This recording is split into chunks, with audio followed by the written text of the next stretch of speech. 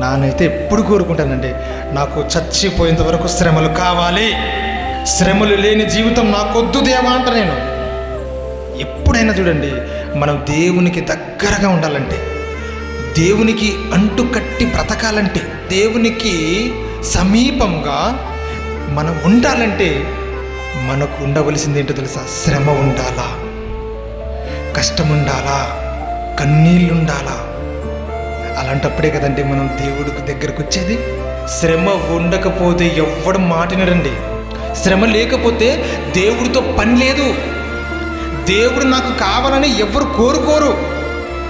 అన్నీ ఉన్నప్పుడు దేవుడేం అవసరము అంటారన్నారా? కానీ శ్రమ ఉంటే, కష్టం ఉంటే, భయంకరమైన రోగం ఉంటే, దేవా అయినా రోగం ఉంది దేవా, సమస్య ఉంది తండ్రి, ప్లీజ్ కనికరించేవా, దేవుని దగ్గర ప్రార్థన చేస్తావు, దేవునితో మాట్లాడతావు, దేవుని దగ్గరకు వస్తావు, సహవాసంగా కూర్చుంటావు, వాక్యం వింటావు, భక్తిగా ఉంటావు. భక్తిగా బ్రతికే అవకాశము దేని వలన వచ్చిందంటే శ్రమల వలన వచ్చింది.